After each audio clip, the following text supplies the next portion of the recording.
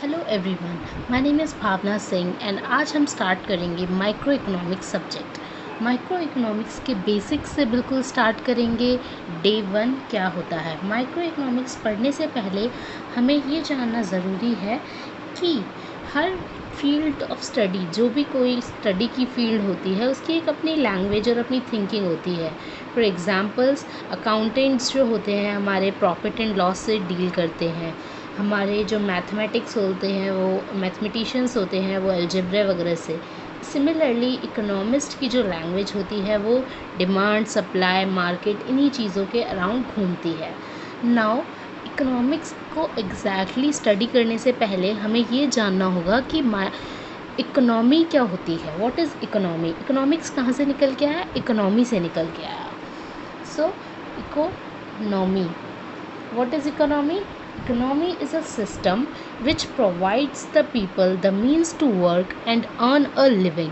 Economics एक ऐसा system है जो लोगों को प्रोवाइड करता है काम करने का ज़रिया और पैसे कमाने का ज़रिया। इट मेक्स द इकोनॉमिक्स क्या करता है? It makes the use of the available resources to produce those goods and services that people want. वो ऐसे रिसोर्सेज को प्रोवाइड करता है कि जो लोगों को ज़रूरत है जिन गुड्स एंड सर्विसेज की, वो उन चीज़ का यूज़ कर सकें। Now there are 3 important activities in economy. 3 important activities होती हैं एक इकोनॉमी में। क्या होती हैं? पहली एक्टिविटी होती है प्रोडक्शन। क्या होती है? Production. Second is consumption and third is capital formation, जिसको हम इन्वेस्टमेंट भी कहते हैं। इन 3 एक्टिविटी से ही, ये 3 एक्टिविटी करने से ही किसी भी इंसान को जीने का ज़रिया मिलता है। प्रोडक्शन इज़ किसी भी गुड्स और सर्विसेज को प्रोड्यूस करना। Consumption is done by the consumers जो होते हैं, द पीपल जो कंज्यूम करते हैं उन गुड्स एंड सर्विसेज को जो प्रोड्यूसर्स प्रोड्यूस करते हैं। कैपिटल फॉर्मेशन इज़ जब कोई भी इन्वेस्टमेंट की जाती है तो उससे क्या होती है, हमारी कैपिटल फॉर्मुलेट होती है। कैपिटल मतलब इनिशियल पैसा। एक तरह से कैपिटल को हम पैसा भी कह सकते हैं, लैंड, ये सब capital, not land but capital is initial investment जो किसी भी बिजनेस को स्टार्ट करने में की जाती है, उसको मेनली हम कैपिटल कहते हैं। सो हम इकोनॉमिक्स को पढ़ते क्यों हैं? What is the main reason to study economics? The main reason to study economics is scarcity. Scarcity क्या होती है? Scarcity का मतलब होता है की लिटरल डेफिनेशन अगर हम देखें, उसकी डेफिनेशन होती है limitation of supply in relation to demand. यानी सप्लाई की कमी है, डिमांड क्या है? ज़्यादा है, सप्लाई क्या है? कम है। तो इससे क्या होता है? स्कैरसिटी। अब हम देखते हैं नॉर्मल सेंस में इसका क्या मतलब है। कोई भी गुड्स एंड सर्विसेज, हमें पता है देर आर क्या कहते हैं, स्कैरसिटी ऑफ रिसोर्सेज है। स्कैरसिटी ऑफ रिसोर्सेज यानी कमी है रिसोर्सेज की। रिसोर्सेज बहुत हमारे क्या है? लिमिटेड हैं। और जो हमारे वांट्स हैं, ह्यूमन वांट्स, वो क्या है? अनलिमिटेड हैं। क्या है? अनलिमिटेड।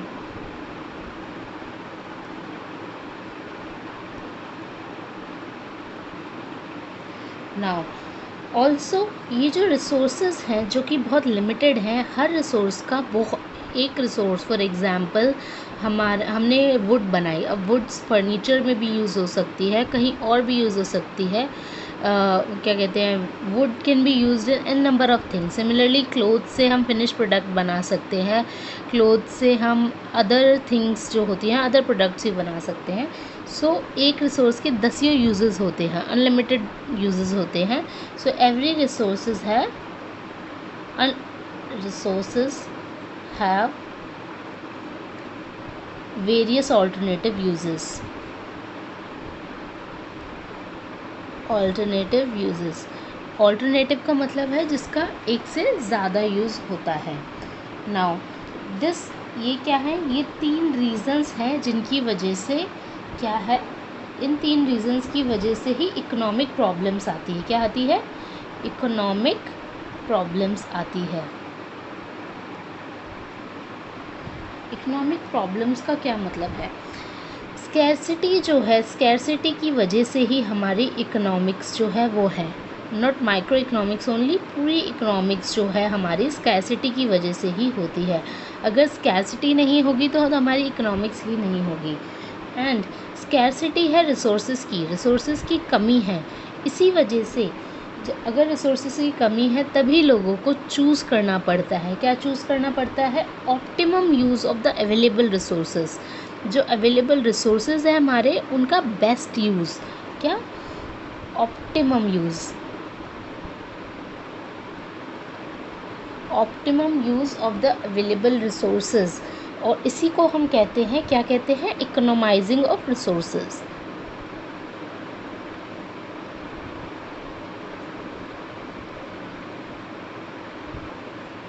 अब हमने डिस्कस किया स्कैरसिटी है, इसी वजह से लोगों को चूज़ करना पड़ता है। क्या चूज़ करना पड़ता है? कि वो कि कौन सी रिसोर्स को हम किस यूज़ में लाएं, क्योंकि रिसोर्स तो हमारे पास लिमिटेड है और हमारे वांट्स तो अनलिमिटेड हैं। तो हमें उन रिसोर्सेज को ऐसे ही यूज़ में लाना पड़ेगा जिसकी क्या कहते हैं, जो कि क्या कहते, आई एम रियली सॉरी, हम उस रिसोर्सेज को उसी यूज़ में लाना पड़ेगा जिसका हमारा ऑप्टिमल यूज़ हो रहा हो, जिसकी हमें सबसे ज़्यादा ज़रूरत हो। प्रायोरिटाइजिंग करनी पड़ेगी, हमें यहाँ पे प्रायोरिटाइज करनी पड़ेगी। नाउ अब हम देखेंगे what is the meaning of economics.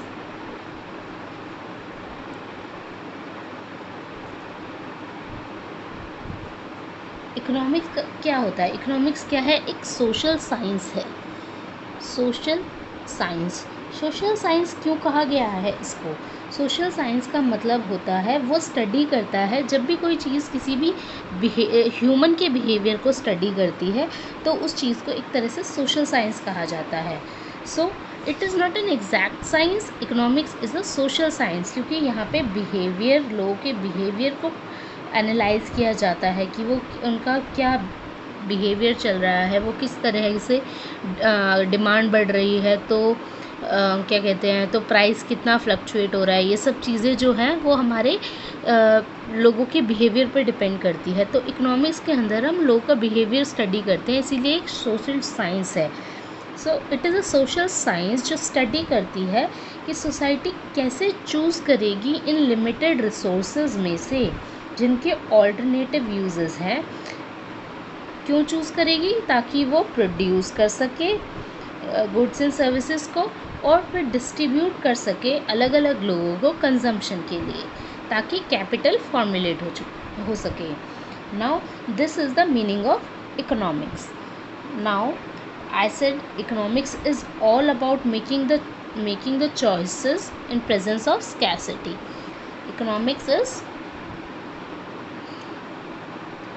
is all about making choices in the presence of scarcity.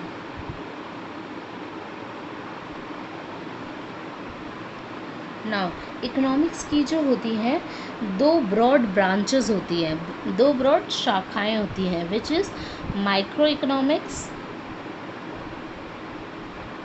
And macro economics. Micro economics को हम प्राइस थ्योरी भी कहते हैं और मैक्रो को हम इनकम एंड एम्प्लॉयमेंट थ्योरी कहते हैं। एम्प्लॉयमेंट थ्योरी कहा जाता है। नाउ माइक्रो इकोनॉमिक्स और मैक्रो इकोनॉमिक्स जो है, ये दो कंसेप्ट्स हैं जो जनरली यूज़ होते हैं इकोनॉमिक्स के अंदर। These are the two branches. Adam Smith जो है उन्होंने फाइंड किया था माइक्रो इकोनॉमिक्स को। माइक्रो इकोनॉमिक्स कहाँ से? माइक्रो और मैक्रो दोनों जो हैं वो एक ग्रीक वर्ड से निकल कर आए हैं। ग्रीक वर्ड या ये निकल कर आया है मिक्रोस से, MIKROS, और ये निकल कर आया है मैक्रोस से, MAKROS शायद, हाँ MAKROS। मिक्रोस का मतलब होता है स्मॉल एंड मैक्रोस का मतलब होता है लार्ज इन ग्रीक। सो अगर हम बेसिक डिफरेंस देखें माइक्रो इकोनॉमिक्स और मैक्रो इकोनॉमिक्स के अंदर, तो इन दोनों का बेसिक डिफरेंस है कि माइक्रो इकोनॉमिक्स जो है वो पार्ट है इकोनॉमिक थ्योरी का जो डील करता है, जो पढ़ाई करते हैं हम इसमें, इसके अंदर जो हम पढ़ाई करते हैं वो करते हैं behaviour of individual units of an economy, एक आध यूनिट्स के बारे में, इंडिविजुअल की इनकम, इंडिविजुअल यूनिट्स, जैसे कि इंडिविजुअल की इनकम, इंडिविजुअल की ही output, price of any commodity, a commodity, ये सब हम यहाँ पे माइक्रो इकोनॉमिक्स में स्टडी करते हैं। नाउ मैक्रो इकोनॉमिक्स में हम क्या स्टडी करते हैं? मैक्रो इकोनॉमिक्स के अंदर हम एग्रीगेट यूनिट्स के बारे में पढ़ते हैं, एग्रीगेट यूनिट्स के बारे में पढ़ते हैं। एग्रीगेट यूनिट्स का मतलब क्या होता है? Macro economics study the behaviour of aggregates of the economy as a whole, यानी कि ये जो इंडिविजुअल यूनिट्स हम यहाँ पढ़ रहे थे एक एक, उन सबको एक साथ मिलाया जाता है यहाँ पे मैक्रो इकोनॉमिक्स के अंदर। सो हम ये लार्ज स्केल पे स्टडी होती है और माइक्रो इकोनॉमिक्स एक बहुत स्मॉल स्केल की स्टडी होती है।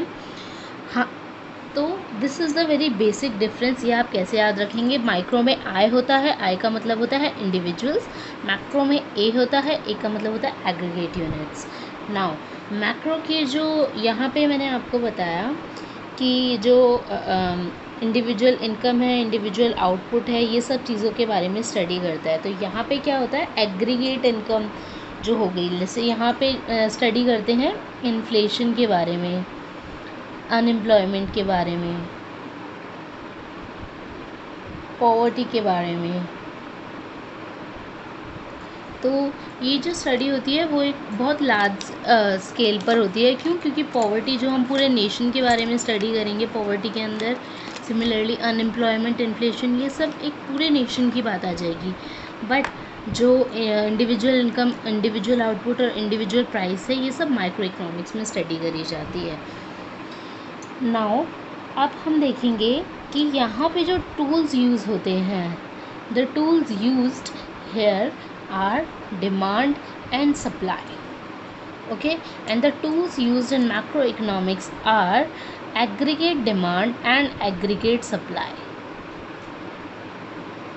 इनका क्या मतलब है ये हम अपनी फर्दर स्टडीज़ में, फर्दर आने वाले चैप्टर्स में पूरा अच्छे से डिस्कस करेंगे। यहाँ पे जो माइक्रो इकोनॉमिक्स का बेसिक ऑब्जेक्टिव क्या होता है, ये डिटरमाइन करना होता है हमें प्राइस, किसी भी कमोडिटीज़ का प्राइस या फैक्टर्स जो होते हैं हमारे प्रोडक्शन के, उनके प्राइस वगैरह को डिटरमाइन करना होता है। और यहाँ पे क्या होता है? इनकम और employment level, income and employment level को डिटरमाइन करना होता है। यहाँ पे प्राइस लेवल को डिटरमाइन करता है। यहाँ पे डिग्री ऑफ एग्रीगेशन, यानी बहुत small degree of, limited degree होती है एग्रीगेशन की। फॉर एग्ज़ाम्पल मार्केट डिमांड जो होती है हमारी डिराइव करती is derived by the aggregating of individual demands of all buyers. तो यहाँ पे इंडिविजुअल, छोटे छोटे इंडिविजुअल की जो एग्रीगेशन है वो होती है, लेकिन यहाँ पे सभी इंडिविजुअल्स की एग्रीगेशन, तो यहाँ पे डिग्री ऑफ एग्रीगेशन बहुत ज़्यादा हाई हो जाती है। Now basic assumptions are, micro economics पढ़ते टाइम हम मैक्रो इकोनॉमिक्स के जो वेरिएबल्स हैं उनको हम कांस्टेंट डील करते हैं कि वो कांस्टेंट है, उस तरह से स्टडी करते हैं। एंड हम मैक्रो इकोनॉमिक्स पढ़ते वक्त माइक्रो इकोनॉमिक्स के जो डिसीजंस हैं हाउस होल्ड्स के, फर्म्स के, प्राइसेस, इंडिविजुअल प्राइसेस जो होते हैं उन सबको हम कांस्टेंट डील करते हैं। हमने अभी डिस्कस किया यहाँ पे individual income, individual output, national income, national output, inflation, unemployment, poverty, ये सब इधर डिस्कस किया जाता है। अब आप लोग सोचेंगे कि माइक्रो और मैक्रो दोनों अलग अलग चीज़ें हो गई। नहीं, हाँ, ये दोनों अलग ब्रांचेस ज़रूर है इकोनॉमिक्स की, but they are not independent of each other. ऐसा नहीं है कि ये इंडिपेंडेंट ब्रांच है, मैक्रो इकोनॉमिक्स अलग ब्रांच है, no, these both are dependent on each other. ये दोनों एक दूसरे पर डिपेंडेंट है। अगर माइक्रो इकोनॉमिक्स नहीं होगी तो मैक्रो नहीं होगी, और मैक्रो नहीं होगी तो माइक्रो नहीं होगी। ऐसा क्यों? बिकॉज वी ऑल नो कि माइक्रो इकोनॉमिक्स क्यों है। माइक्रो इकोनॉमिक्स कहाँ से आई? माइक्रो इकोनॉमिक्स के अंदर इंडिविजुअल पर्सनस के प्राइसेस, इंडिविजुअल पर्सनस की इनकम वगैरह जो हम देखते हैं वो कैसे डिटरमाइन होती है। वो मार्केट डिमांड, इंडिविजुअल डिमांड कहाँ से डिटरमाइन होती है? मार्केट डिमांड से ही तो होती है। पूरी मार्केट में जो डिमांड चल रही है उसी हिसाब से इंडिविजुअल की डिमांड होती है। सिमिलरली मैक्रो इकोनॉमिक्स तब भी एग्जिस्ट नहीं करेगा अगर माइक्रो इकोनॉमिक्स नहीं होगी। क्यों? क्योंकि मैक्रो इकोनॉमिक्स का तो मतलब ही यही है कि जो छोटे छोटे इंडिविजुअल्स हैं उनका पूरा, अगर छोटे छोटे इंडिविजुअल्स ही नहीं होंगे, उनकी स्टडी नहीं होगी, तो हम पूरी एज अ होल स्टडी कैसे कर सकते हैं। So these two are very important and they both are separate, though they are separate branches, but they are interdependent on each other. Now there are some central problems of an economy.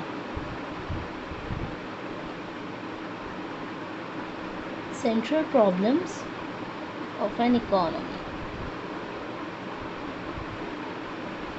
Now there are three central problems. कोई भी economy की production, distribution, goods and services जो activities जो होती हैं, ये सारी basic activities होती हैं। और ये सब कैसे होती है? स्कैर्सिटी, क्योंकि रिसोर्सेज, मैंने आपको बताया स्कैर्सिटी है रिसोर्सेज की। तो इन सब चीज़ों को पढ़ते वक्त हमारे पास तीन सेंट्रल प्रॉब्लम्स आ जाती हैं इकोनॉमी के अंदर। सेंट्रल प्रॉब्लम्स मतलब मेन, बेसिक, जो एकदम कोर प्रॉब्लम्स आती हैं। इकोनॉमिक्स की थ्री सेंट्रल प्रॉब्लम्स हैं which are, first one is what to produce, second is how to produce, and third is for whom to produce.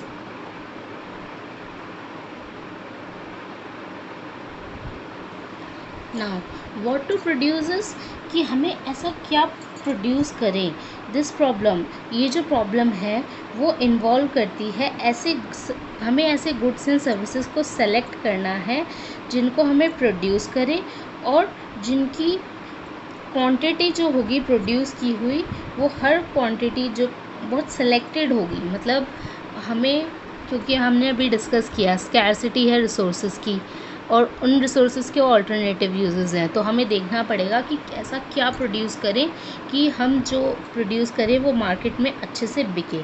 सो एक तो ये है, हम, this is the main problem जो है। सेकंड होती है हाउ टू प्रोड्यूस, उस चीज़ को हम कैसे प्रोड्यूस करें।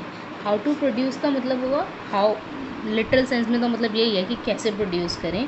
This problem refers to selection of technique to be use for production of goods and services. इसके अंदर हम टेक्निक यूज़ करेंगे। कौन सी टेक्निक यूज़ हो? कौन सी टेक्निक का मतलब होता है कि लेबर इंटेंसिव हो टेक्निक, या कैपिटल इंटेंसिव हो। लेबर इंटेंसिव का मतलब होता है ज़्यादा लेबर यूज़ हो रही हो और जहाँ पे लेस कैपिटल यूज़ हो रही हो, यानी लेस मशीन्स वगैरह कम यूज़ हो, उस चीज़ को लेबर इंटेंसिव कहा जाता है। जहाँ लोगों का ज़्यादा यूज़ हो, मशीन वगैरह कम यूज़ हो। And capital intensive is something जहाँ पे ज़्यादा कैपिटल यूज़ हो रही हो और लेबर बहुत कम यूज़ हो रही हो। यहाँ पे मशीन्स बहुत ज़्यादा काम कर रही हैं, लेबर कम काम कर रही है। सिमिलरली व्हाट टू प्रोड्यूस के भी दो एस्पेक्ट्स थे जो मैंने अभी कवर नहीं करे हैं, विच आर, क्या इसके भी दो एस्पेक्ट्स हैं। What possible commodities to produce, मैंने आपको कहा था क्या कमोडिटीज़ हम प्रोड्यूस कर सकते हैं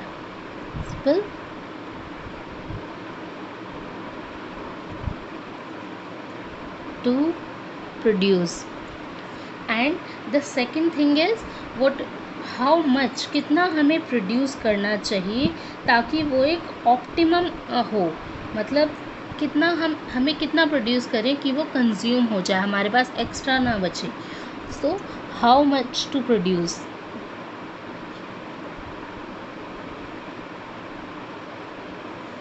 तो ये दो चीज़ें एस्पेक्ट्स हैं। नाउ थर्ड चीज़ है for whom to produce. For whom to produce के अंदर होती है, इसके अंदर हमें ऐसे लोगों की कैटेगरी जो होती है उनको चूज़ करना होता है जो अल्टीमेटली कंज्यूम करने वाले हैं हमारे गुड को। Whether to produce goods for more poor people और लेस रिच, या फिर ज़्यादा रिच लोगों के लिए बनाया जाए या फिर लेस पुअर लोगों के लिए बनाया जाए। तो ये सब किसके लिए, हमें वो गुड किसके लिए बनाना है। तो ये तीनों प्रॉब्लम्स ही होती हैं जिससे हमें एलोकेशन ऑफ रिसोर्सेज होती है। क्या होती है? इन तीनों प्रॉब्लम्स ये सब आती है एलोकेशन ऑफ रिसोर्सेज के अंडर। एलोकेशन ऑफ रिसोर्सेज का मतलब है problem of assigning the scarce resources is such a manner so that the maximum wants of the society are fulfilled. इसका हिंदी में मतलब होगा, इस तरह से हम असाइन करेंगे इन स्केर्स रिसोर्सेज को कि जो हमारे मैक्सिमम वांट्स है सोसाइटी के वो फुलफिल हो सके। जैसा कि हमने कहा हमारे रिसोर्सेज लिमिटेड हैं, वांट्स अनलिमिटेड हैं, तो हमें उन रिसोर्सेज को इस तरह से यूज़ करना है कि उसका ऑप्टिमल यूज़ आ सके। तो उसके लिए हमें व्हाट टू प्रोड्यूस, अब हम क्या प्रोड्यूस करें, क्या कमोडिटीज़ हमें प्रोड्यूस करनी चाहिए और कितनी प्रोड्यूस करनी चाहिए, ये पहली प्रॉब्लम आती है। सेकंड प्रॉब्लम होती है हाउ टू प्रोड्यूस, कैसे प्रोड्यूस करें, कौन सी टेक्निक यूज़ करें, लेबर इंटेंसिव टेक्निक यूज़ करें या कैपिटल इंटेंसिव टेक्निक यूज़ करें। And the third thing is for whom to produce, किस कैटेगरी ऑफ पीपल के लिए हम यूज़ करें वो चीज़, पर्सनल डिस्ट्रीब्यूशन के लिए यूज़ करें या फंक्शनल डिस्ट्रीब्यूशन के लिए। पर्सनल डिस्ट्रीब्यूशन का मतलब होता है कैसे एक नेशनल इनकम इकोनॉमी की जो होती है वो डिस्ट्रीब्यूट होती है अलग अलग लोगों के अंदर। एंड फंक्शनल डिस्ट्रीब्यूशन का मतलब होता है ऐसे डिसाइड करना कि अलग अलग फैक्टर्स ऑफ प्रोडक्शन को नेशनल प्रोडक्ट में कैसे यूज़ किया जाए। नाउ एक अलग कंसेप्ट आता है इन सबसे, opportunity cost.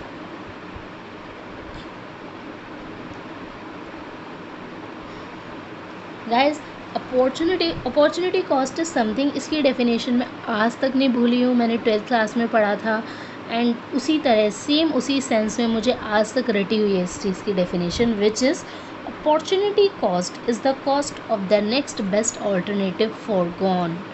Opportunity cost is the cost of the next best alternative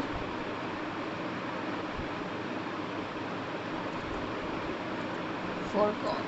opportunity cost life में कहीं भी यूज़ कर सकते हो आप इस कंसेप्ट को, because this is something which is use in everything. अभी आप ये लेक्चर सुन रहे हैं तो इस चीज़ की भी एक आप अपॉर्चुनिटी कॉस्ट दे रहे हैं। अपॉर्चुनिटी कॉस्ट का मतलब होता है अगर अभी आप ये काम नहीं कर रहे होते तो इसके अलावा जो नेक्स्ट बेस्ट ऑल्टरनेटिव जो था आपके पास इस चीज़ के करने का, तो वो इस चीज़ को करने की अपॉर्चुनिटी कॉस्ट हो जाएगी। फॉर एग्ज़ाम्पल, अगर अपॉर्चुनिटी कॉस्ट इज़ समथिंग कि सपोज़ आप बैंक में सैलरी है आपकी, आप बैंक में काम कर रहे हैं, आप 40,000 रुपये पर महीने कमा रहे हैं और आपको 2 जॉब ऑफ़र मिल गए हैं कि आप एज एन एग्जीक्यूटिव काम कर सकते हैं 30,000 पर मंथ, या फिर आप एक जर्नलिस्ट की तरह काम कर सकते हैं 35,000 पर मंथ। ठीक है, तो आपकी अपॉर्चुनिटी कॉस्ट होगी जो नेक्स्ट बेस्ट ऑल्टरनेटिव आपने उस बैंक को में काम करने का छोड़ा है, विच इज़ 35,000 रुपये महीने जो आपने जर्नलिस्ट की जॉब छोड़ी है, that is the opportunity cost of working in the bank.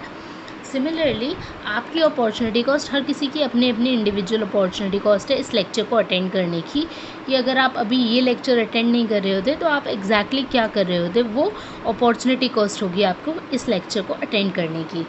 So this is a concept which will be used in every aspect of your life, at every nook and corner of your life. Now the next thing what we'll study about is production possibility frontier. We'll study about this in the next lecture. This is the very basic of the economics. It was involved in the introduction part. ये सब हम आज क्या पढ़ रहे थे, introduction. Production possibility frontier भी introduction के अंडर ही आता है। वो हम अपने नेक्स्ट लेक्चर में डिस्कस करेंगे।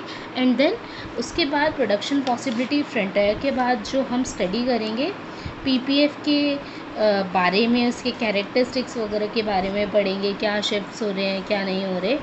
And then will start again with the economics, micro economics जो है। और and I wanted you to know कि अभी जो हम ये सब स्टडी कर रहे हैं वो सब माइक्रो इकोनॉमिक्स के अंडर स्टडी कर रहे हैं। Macro economics is another branch of economics, which is your another book which we will be covering after covering whole of the microeconomics. Thank you guys, and if you have any doubts or anything you can contact me on my email id, which is bsyncacademy@gmail.com. you can comment your doubts in the comment boxes. आपको कोई भी doubt है अपने comment boxes में डाल सकते हैं. I'll try and reach you as soon as possible, and thank you for your time.